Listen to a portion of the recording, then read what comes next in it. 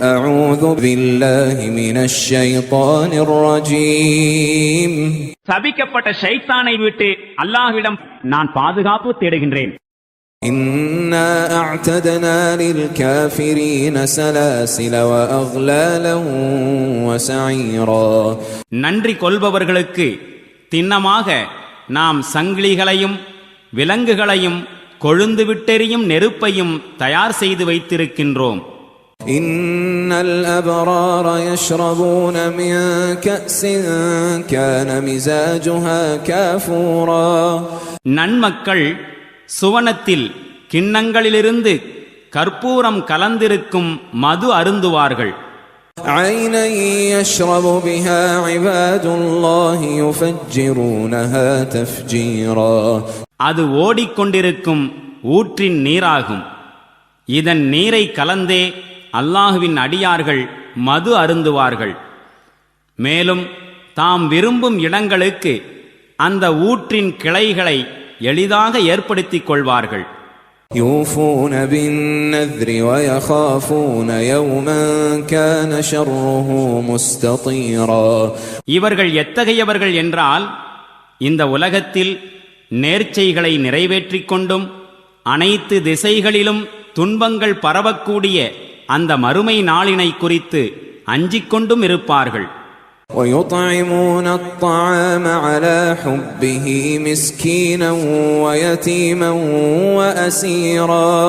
மேலும் அல்லாஹுவின் மீதுள்ள அன்பினால் வறியவருக்கும் அனாதைக்கும் கைதிக்கும் உணவளிக்கின்றார்கள்.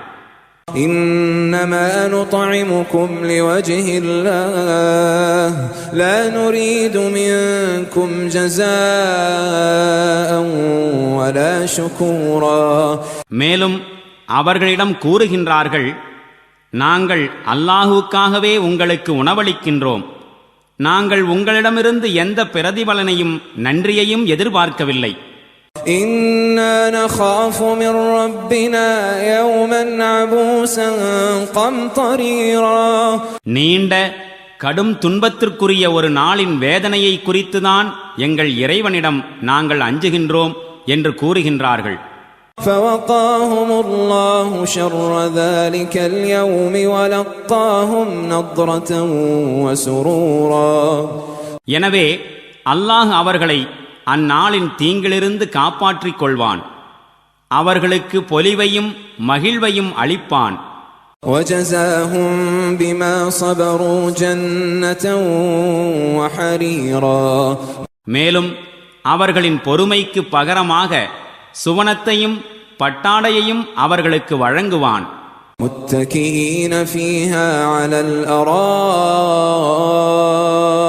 لا يرون فيها شمسا ولا زمهريرا. அங்கு அவர்கள் உயர்ந்த கட்டில்களில் தலையணைகள் வைத்து சாய்ந்திருப்பார்கள். வெயிலின் வெப்பமோ கடும் குளிரோ அங்கு அவர்களை துன்புறுத்தாது.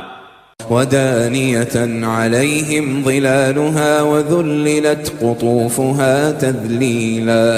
சுவனத்தின் நிழல்கள் அவர்களின் மீது தாழ்ந்திருக்கும்.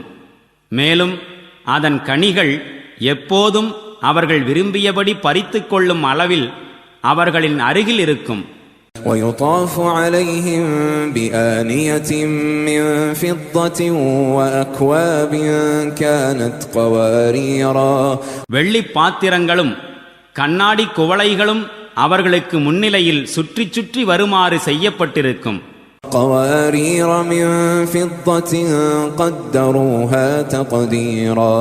அந்த கண்ணாடிகளும் வெள்ளி வகையைச் சேர்ந்ததாக இருக்கும்.